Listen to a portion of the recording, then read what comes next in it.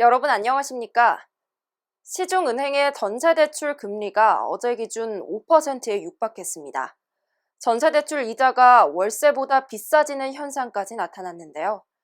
이 가운데 기준금리 추가 인상 가능성까지 나오면서 서민들의 주거비 부담이 더욱 커질 것으로 보입니다. 1월 19일 수요일 투데이샷 첫 소식입니다. 경기도민 75%가 설 연휴 기간 고향 방문 계획이 없거나 취소한 것으로 나타났습니다. 경기도가 도민 1000명을 대상으로 실시한 코로나19 관련 긴급 여론조사에 따르면 설 연휴 기간 타 지역으로의 고향 방문이나 여행 계획이 있는지에 대해 53%가 계획이 없다고 답했는데요. 취소했거나 취소할 예정은 22%를 차지했습니다.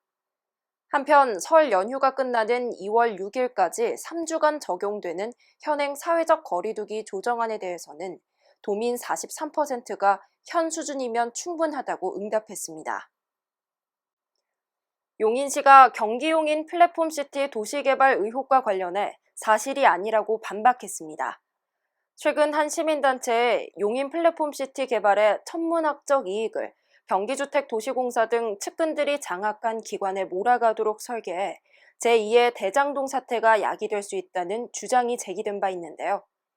이에 용인시가 경기용인 플랫폼시티는 경기도와 용인시, 경기도시 주택공사, 용인도시공사가 100% 참여하는 공공개발 사업으로 분양가 상한제를 적용받을 뿐 아니라 민간이 택지를 조성하고 분양했던 대장동과는 근본적으로 다르다고 적극 반박했습니다.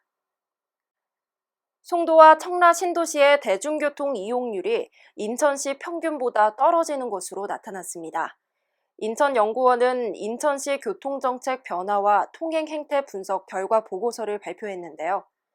송도와 영종, 청라 등 3개 신도시는 승용차 분담률이 인천시 평균인 38.2%를 크게 웃도는 반면 대중교통 이용률은 영종 신도시를 제외한 두 도시가 평균 28.8%보다 낮은 것으로 조사됐습니다.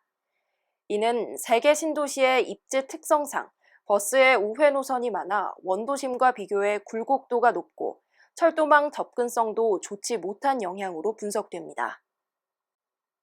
최근 기후위기로 인해 세계 곳곳에서 이상현상들이 이어지고 있는 가운데 경기도가 탄소 중립 실현을 위한 숲 가꾸기에 적극 나섭니다.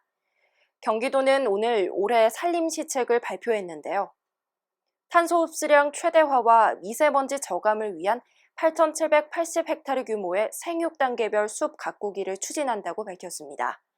또 산림에너지 자립마을을 조성하고 2050 탄소중립 산림녹지 기본계획도 수립할 계획입니다. 경기도는 잘 가꿔진 숲에 수원 수목원, 너른골 자연휴양림 등 산림휴양복지시설 10곳을 조성해 도민들이 여가 시간을 보낼 수 있는 쉼터로 제공한다는 방침입니다. 경기남부경찰청이 지난해 2월 최초로 암행순찰차를 시행한 이후 이륜차 사망사고가 2020년 대비 15.9% 감소한 것으로 나타났습니다. 암행순찰차는 지난해 12월까지 신호위반과 이륜차 안전모 미착용 등 총 4천여 건의 교통법규 위반을 단속해왔는데요. 앞으로도 경기남부경찰청은 비노출 암행순찰차를 3대에서 4대로 늘리고 이륜차 법규 위반이 잦은 곳을 중심으로 암행순찰차를 분산 배치하는 등 단속 사각지대를 줄여나갈 계획입니다.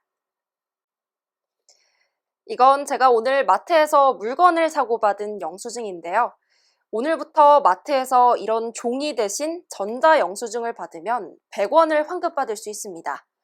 탄소중립 실천 포인트 제도가 시작된 건데요. 크지 않은 돈이라도 환경을 위해 적극 동참하면 좋을 것 같습니다. 뉴스를 마칩니다. 시청해주신 여러분 고맙습니다.